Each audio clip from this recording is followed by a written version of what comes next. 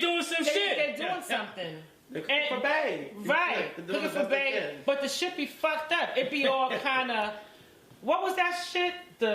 It was chicken and waffles and the burger. It was a chicken, waffles, lettuce, tomatoes, like the fucking chicken and waffle Big Mac. Some dude did a cake.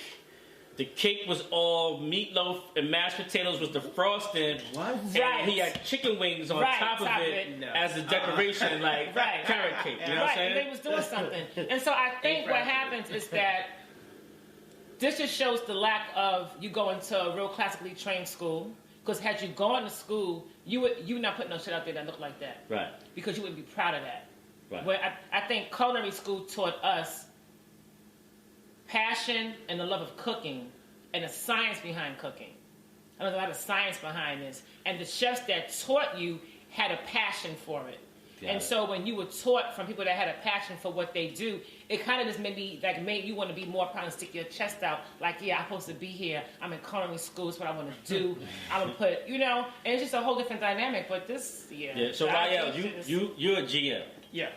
You're a restaurant manager. I've known you way back since you were a bartender, bar manager, all that stuff. Yeah, tell where you came from. Tell your story, then come up to that. So you've seen a lot of stuff come through. Mm-hmm. You've seen a lot of chefs come through. Now that you like an industry professional and like you lead men and women in a restaurant scene, like what do you see out there as far as like culinarians? Like what's going on today in real time? What do you see coming through? Well, for the culinarians, I think that level of that IG chef that you feel, that comes through the restaurant industry too. Mm-hmm. People feel like, I make plates. To me, it's the same. Because it's like, I make plates, so that makes me a chef. No, that doesn't make you a chef. Like it makes you making plates. That means you know how to make a plate. And your plates aren't even that great. Right. But you see a lot of that. You see a lot of people who just are glorified cooks. And in the restaurant industry, if you're not with a brand that hones in on the chefs, you find a lot of that throughout your entire brand. Right. Because it's like, oh, this was a cook and, they're dedicated and, they show up. Anybody can show up. Anybody can show up. I can have a dishwasher show up. Did that make him an executive chef? Right. No. But a lot of times that's what we get. And I've seen plenty of people, the high level, the low level, the mid level, and it fluctuates so much because they know how to make something look good or they know how to talk about something. Like I had an executive chef, he could talk a good game. Good game. Like just because he knew about jicama. Mm-hmm. They got so excited. Oh, you know what jicama is? Okay, whoop-de-doo. Okay, so just because in this area most people don't know what jicama is, doesn't make him executive chef quality because he knows one thing that someone else doesn't. Right. That's a cultural issue. Right. That's not a. Maybe he grew up with jicama. Right. That look at his nationality. You know what I'm saying? Right. So, of course he knows what jicama is. Right. So, and a lot of times, like in the restaurant industry, like we, especially in like my position, we kind of get handed these executive chefs who kind of are just like home cooks. Right. Mm-hmm. And they're not even good at that. Right. They're just like, you know what, I've been around. That's one thing I see a lot. A lot of chefs, and I'm not going to name drop, but there's a lot of chefs in the DMV area, black chefs at that. You know what I mean? Because right now we really talking about black chefs, chefs of color. You know what I'm saying? That's what we're really honing in on. Like, a chef is a chef is a chef. We could all cook, but right now I think the disparity in the industry comes when we have conversations about chefs of color. You know what I'm saying? And a lot of chefs I see that come through are just like what we talking about. Like they don't want to put in the work. They don't. They don't want to cook. No. You know what I'm saying? There's a lot of long hours and long days, and you got to work holidays, and you got to work weekends, and you got to work nights, and you got to take time away from your family, and so forth and so on, and feed other people. And I just don't think that these days the chefs of color are looking to put that kind of work in to somebody else's restaurant. Right. So, and I think I can speak on that, especially because in the years that I've been in the restaurant industry, you see that a lot. But they're the same ones who are like, well, I don't understand why they put so much pressure on this, or I don't understand why. Well, it's because when you look at your actions, If this was your shit, right, you'd be acting a little bit different. right. And it could be at the end of the day, because everyone thinks that it's so easy to open up a restaurant. It's not. It's not by a long shot. So why not take the opportunity to work for someone and use their money to get fundamental tools to move on to the next level. To when it is you can go to another position, and then you know what? Guess what? I've gathered so much knowledge from being in this industry, working with this company. This company allowed me to use my ideas and run with it, and they're just rocking with it because they don't know anything better. Some companies don't know any better. If you try to start presenting them with stuff, like for example, what I'm doing now, I present them with stuff. They're like, we don't even know what you're talking about. Go ahead and do it. Here's the money. Right. And when you see the goods and bads, and you kind of weigh it out, then you can say, you know what? I'm gonna put that in my pocket. That's not a good move. Right. And you use it. But a lot of times, especially our people, we're not receptive of that failure to use it as a stepping block to get to where we want to be. Everyone tells us, oh, you want to work for the man. Listen, child, the man is paying the bills and he ain't got no problem doing it. So I'm going to let him pay for a little bit because I want to get to a point where it's mine. Right. You know what I'm saying? So I'm going to take ownership of what I have, this space, because if I continue to have that ownership of it, when I move into my own, I will always also have that ownership. But if I don't have that ownership now, you're not going to be able to just click on it like that. You're going to click on it once you start realizing that all your money's gone. I mean, my question is, whatever happened to the black executive chef? Where is he? Burnt out, running around talking to himself on 8th Street. Yeah. A lot of us burn out. A lot of us, when you talk about that pressure that a lot of chefs are under, you know, a lot of the African American chefs, they can't handle, or they haven't historically been able to handle that kind of pressure. And or is it that they can't handle it? Is it that they don't want to put that work into it because they don't feel like they're getting monetarily, you know what I'm saying? You know, I always push back when people say in the industry that black people are lazy. I don't think that black people are lazy. I think black people always gauge how much work I'm going to do versus how much I'm getting paid. And we tend to do that more than to say, okay, well, let me just do my job and then make it up. You know what I'm saying? Like, let me just do my job and like kind of jump out there and make it happen. You know, because that's where I'm at. Like, I feel like I make enough. Right. Not necessarily. I make enough to like do what I need to do. Mm-hmm. And guess what? I'm gonna put me on the table. And be like, what's up? It couldn't be done. I just did it. Where is my money? The money? Right. And then I can argue with that. I think another piece to that, important piece, is that, say, an executive black chef already is not getting paid the same money as a white executive chef. And I think even in this whole industry, we are always the lower paid. You know what I'm saying? Outside of the Hispanics. Mm-hmm. You know what I'm saying? We're always the lowest paid when it comes to a white person coming in that don't even do the work that we can do, but they get paid more money than what they should get paid.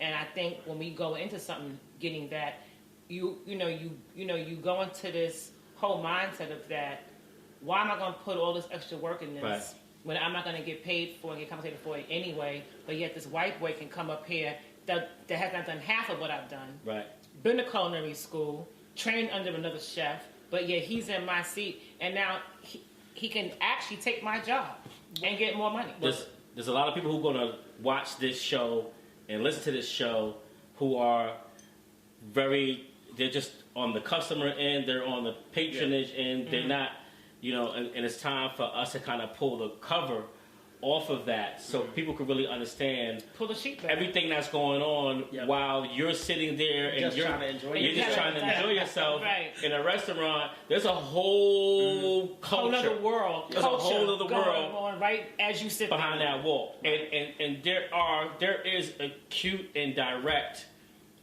degrees of racism and cultural disenfranchisement and things like that in the restaurant industry. But before you get to that, I want to double back. When you talk about culinary schools and how they just taking money from these kids and giving them false hopes and this and the third.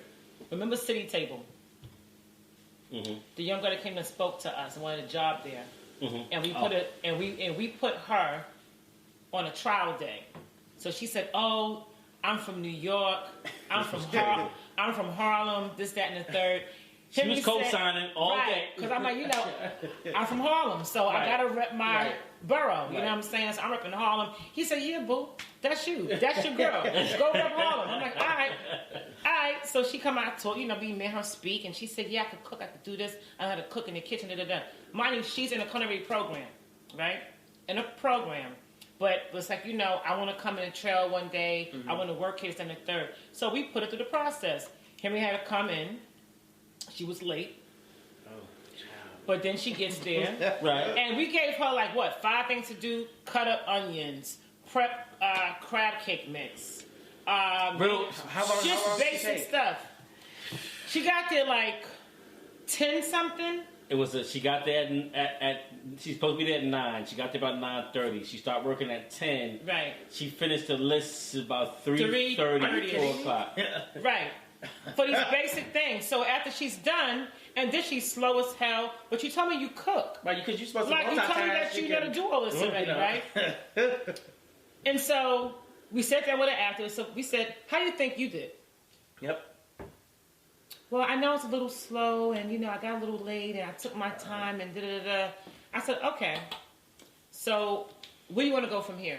I said, because right now, we can't offer you a position that's going to be paid. If you want to come here and learn from us, then you can intern. We'll give you school credit. Well, I was going to give her an internship with a stipend. I was Right. going to give her a stipend to get to and from work. Put them, you know what I'm saying? It wasn't going to be a regular wage, but Right. But something to say, Right. I got something under my belt. So I said, you got our numbers. Get back to me. We'll give you a few weeks. I'll give you till next week. Get back to me and we know what you want to do.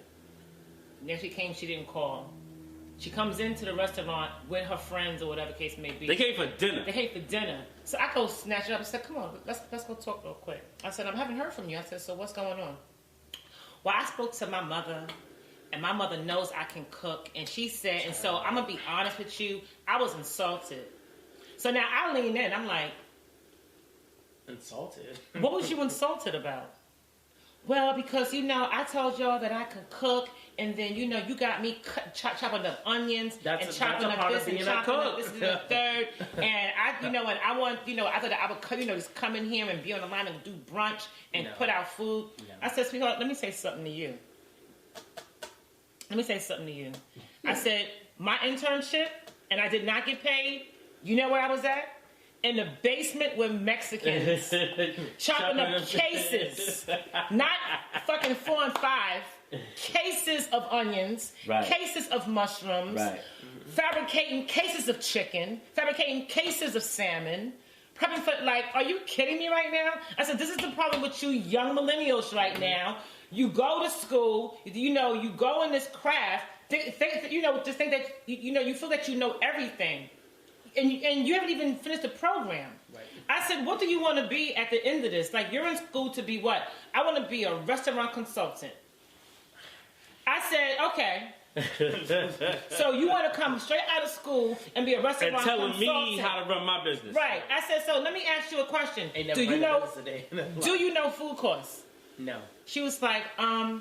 I said, break down the food course for me. I said, okay. Here's a plate. You got steak, potatoes, asparagus. Break down all those costs for me and tell me what my profit, what I should make profit margin-wise from that plate. What it costs you and what you're going to charge the customer for that plate. Break that down for me right now, Miss Food, Miss Restaurant Consultant. And she couldn't. She was 21. She was 20, yeah. And I'm just like, where y'all getting this mindset? But this is who's on Instagram. Well, the other piece to that is that to backtrack about what we're talking about and where the industry has went. Nobody's putting in the work and the research anymore. Mm-hmm. So what's happening is, you know what I'm saying, just like we had a conversation the other day. I was like, yo, it's like the studio. You know what I mean? When I came up through the 90s, everybody was in the studio. Everybody was making a rap album. Everybody was making a demo, or whatever, because Soulja Boy said that it was okay to make his own beats on his laptop, and he started pushing that shit out to the world. And I'm just not picking on Soulja, I'm just saying in general. Right. Or Puff came out with Bad Boy Records, and everybody thought that they could come up with their own record label and shit like that. And everybody said, so it's that same effect. Mm-hmm. You know what I'm saying? Now it's like everybody feels like they can cook. Everybody feels, yo, girl, your fried chicken is amazing. Now she is chef.